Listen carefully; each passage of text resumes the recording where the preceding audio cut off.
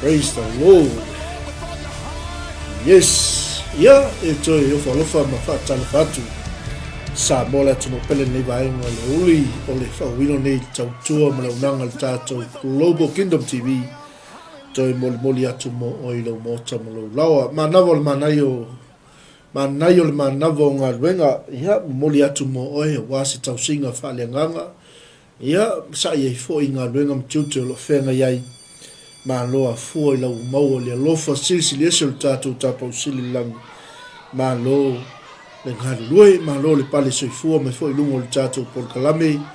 Ia e leo se mea whale au ngalo tau tauti ngā i le atua malona fina ngalo i whawhelo i atu o wholofa atu. Tino keriso le aingo le tala le lei, ia o loo mafuta mai fo i lungo o penga tmailangi le liva aingo le fiafi. Ia anga le yatu le tua i lo whaatasi me le liva aingo le fiafi. Tolu sun minute te ai le afo le tu lai wha le liva aingo le fiafi. Ia o anga i atu le tātou pokalame i au ki langi nei, lau whanua o Aotearoa. Ia vi ia le tua ma lo le ngā lulue, ma lo le taua tai, ma lo fo il whātua toi tutu mwhaiva. O lo tau ngā lulue ai, wha manuia tele le tua i le whenga iai i le whaua wina.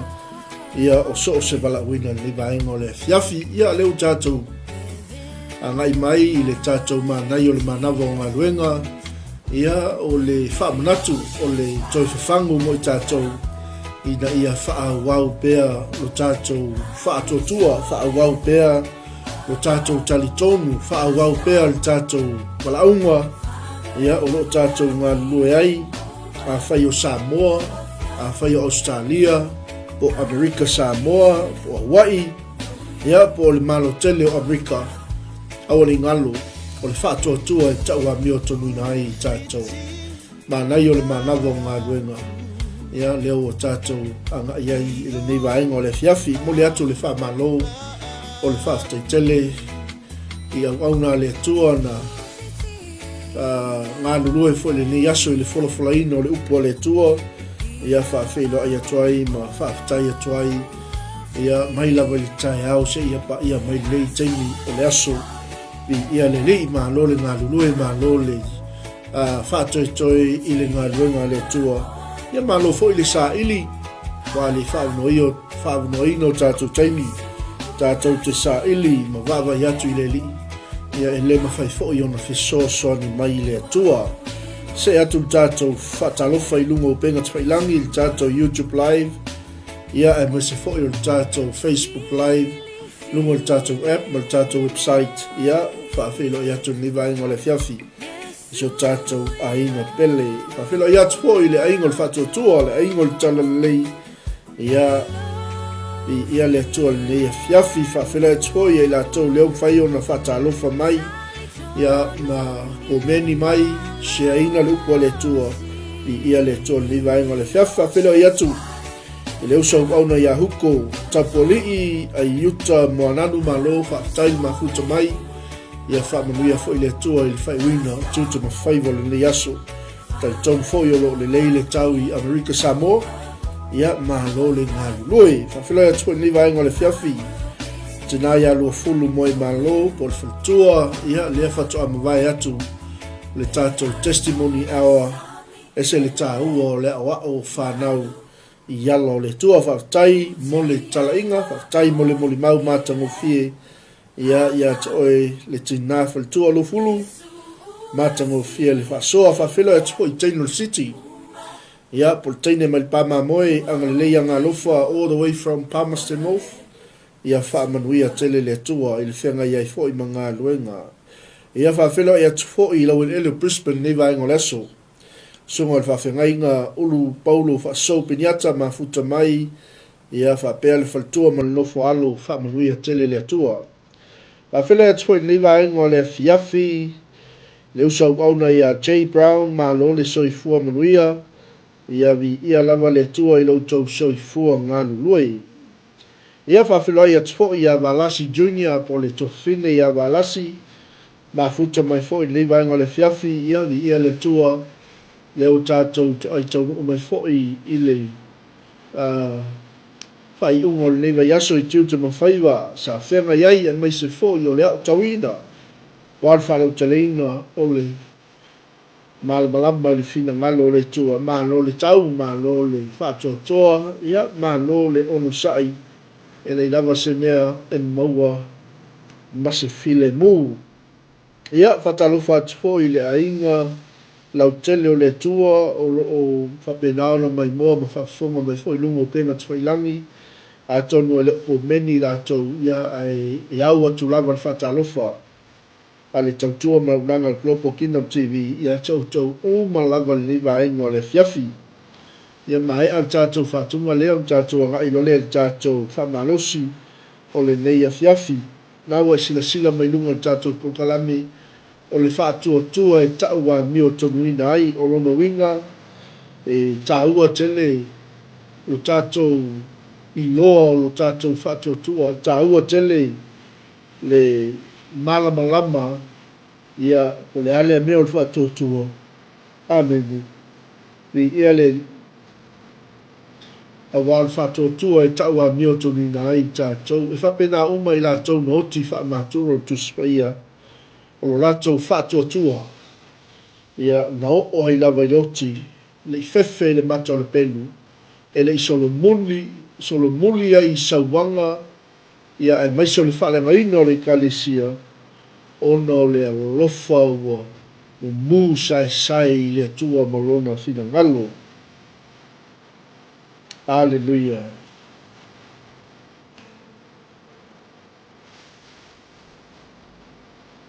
Ia whawhelo ia tuko i tina le ainga mafuta nai le vaenga le fiafi ia malo fo le onsai malo le tauatai i le whenga ia fo i tute le whatu ainga tausi whamanuia tele le tua mole atu le whamalo i le tina ia lo fulu moe malo na tātou testimony awa le awa uina o le upo le tua ma le moli mawina o le matautia ma le mātango fio le tua i o tātou ulanga ia malo le tufa whaatai fo i le whaasoa ia whamanuia tele le tua ia te o le whatua male ainga alofa tele atu mosi o tātou e kalesia ia male tātou au nanga mai Samoa. Amen. Ole tātou manai o le manava o galuega te tonu e le umi tātou taimi o lo tapena mai fo'i le sunga le whawhengainga mo le tātou taulanga fiafi ai o te whawtai le tua ona whamanatu mai e ala i le musmusunga luna ngā ia. Sei o tātou toi whasoa mo tātou tala noa.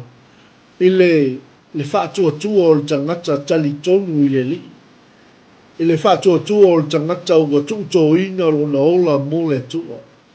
I le whaatua tua o le tangata ua malama i luna tua. Leise me toi solo muli ai, leise me toi whaalawe ina i langa savali ma le malaunga le tua i lunga ia te ia. Se o tātou whaasoa, se o tātou whituwhai, ia watu fo ni motu ngā awha, ia au mai fo i sa o tau whaasoa, ia tātou te wale soi fua ai, a wāle tātou whaasoa whaale nganga o le whaasoa pa ia watu au mai maualunga sewe inga o le tua sili, ia le whaonga ina o tau soi fua ma lo me ola, tātou te muli mauina ai le afionga le tua. Ai awala ni pei tātou le kalesia le kalatia. Na toi whamanatu ai le apostolo no ese ma whamanatu ai le apostolo Paulu. Galatia vale ai oi ea na ia pelo nia o tou ina ia o tou le ana i le upumonu. I ia le o aina whaalataina o tou. O aina whaia tonga fiti ma mai lei ina ia le ana o tou le upu moni le upu wa uma na o awina ai o tou mai le o le upu le apostolo nu ese wau atu sia ia te o tou i o tou lava luma o Yesu ke riso o i o le na wha satoroina o i o le na maliu ma toi tū mai le oti i ia le ri o ia le na o le upu moni e nga te whaasao toina o tou. E nga te avatua ia te o tou le malolonga i o tou anganga. E tali ia te o tou i o tou whaafita uli uma. E ia te o tou ia so uma. E o lava i le puapua ngā, whaafita uli, whaaleanga ina, ma le sawa ina o tou ono o loo ingoa. o le keriso le nā, o le Yesu le nā, lewa e ioe ai, lewa sii ai lo lima, lewa lua osi whea ngainga, mai whape atu, Yesu o oe o la peli, o oe o la uo, o oe o le moli mau, amen, o oe o le upu moni, i ia le atua, ia o le fesili la e whaingo fia le sili, o a mai lo wha atua tua, amen, langa leua a matau na o le teimi e, tātou te iai teimi whainga tā, amen, wo le teimi o le, tofo ina ma le lulu ina, wo o le teimi e loa i le aulo i totono le afi, amen, e le iloa se tangata wha atua tua, ina ua le tali maustai le mea ua fina ngalo ia ile tua ia te ia, amene, langa o le kale sia ua uma o na o ina o le kale sia ua uma ona whaasoa ia ile apostolo matufa ia ile apostolo i ia leli au te ile apostolo e toi whaalongolongo atu a asol ua mataona toi li lifa le tau whaa ma le whaautanga toi ina o le kalesia amene mele o tala to maloa o aina ia pelongia o tau ia le ana o tau le ukumo o se toe fa manatu foi le ma se toe fafangu le ia te tatou amene langa tau nu wai o por perfecto la isaia mea na tali tonu ai o le tali tonu ai o mea no tau fa tu ai o tau le fa tu ai amene wa avea le mea se ma mea sao ai avea le mea sao ma mea se abene bi ia le tua le lau tatou whaalongolongo mo tatou wawa ai ma moli mawina o tatou lava tangata whaatuatua o tele tangata e o mai e swafo Yesu amene ma ia le toi ai se ola e whaavau leu tatou iai le langi fou ma le lau langi fou leo tato iai i le paradaiso le tua, amen. Al whamnatu, o le whātua e tau a mio tonu ina ai, o le tangata e whamaoni se ia o i le oti, amen. Aua nei pelongia e tātou e mai lei ma tonga whitel ti apolu, ina ia tātou le ana i le upumonia le tua. Lei seisi upu tātou te maua i le ola. Lei seisi upu tātou te maua i le whamalolonga le tua. Lei seisi upu tātou te maua i le tali o mea uma. Ua nao le upu monia le tua. O ia le nā. O le keriso manu malo. Ua liu tino tangata mai. Amene. Wa o ia leo lea. O le alefa, o le omeka. Sai le amatanga o ia foi o le ngata au. Lei se mea na whaia e le i whaia ia. O le keriso le na, o le upu feta lai lea lea tua na ia whaia i mea uma. Amen. Tu mau i whaatotua. Ia le li, o lou whaatotua ma lou whaatotua. O le ale unga o se mea o lo lua whaafisangai ma le whaingata. A o le whaatotua e tau wa mio tonu ina ai tātou. Amene. Mi ia lea tua. Ia whatalo whaatu i le songo le whawhengainga ia fiu e mai se fuu i tātou ainga tina ia Julieta uli i whawtaile mafuta mai nisi o tātou ainga te ua le maua atu le waai ia whatalo whatu maufo alu whatu i le nei vaenga le fiafi Natasha malo whawtaile mafuta mai ia vi ia lava le tua o le whamanatu na mo tātou ameni langa le ua amata o na fete e nai ia le atua, fe mele o tala la apostolo kalatia o le mele ua uma ona o whaailoa atu ia te outou pena maua e outou le anganga i ngā luenga o le tula fono po o le tau longolongo atu i le whaatuatua i ia le li nei mea ane outou whaapea ua vale lea outou ai le ai i ia le li ua whaasese ina outou o tai se ina o tou langa o tou na amataina o tou i le anganga a leua wa fai wina nei o tou i le tino i ia le atua a ia e se le manai o le amata i le wha le anganga wha awau i le wha le anganga fai uina o tātou whaiva i le whaaleanga. Amen. Aoli fai uina o tātou whaiva i le tino, i le tui na nau o mata, i le tui na nau o le tino, i le whaalia lia vale o nei o langa. Le ala fe mei tala tamalo, pena tinga ina fua ea o tau i ia mea e tili. Amen.